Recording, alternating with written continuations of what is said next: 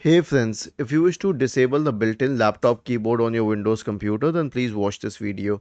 I highly recommend against doing such a thing, but if you really want to do it, then search for Device Manager and open the Device Manager.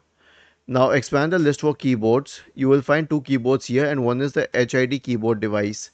Now to make sure that you are disabling the right keyboard, like if you might have an external keyboard, disconnect the external keyboard, then right click on it and then you can select uninstall device, this option here.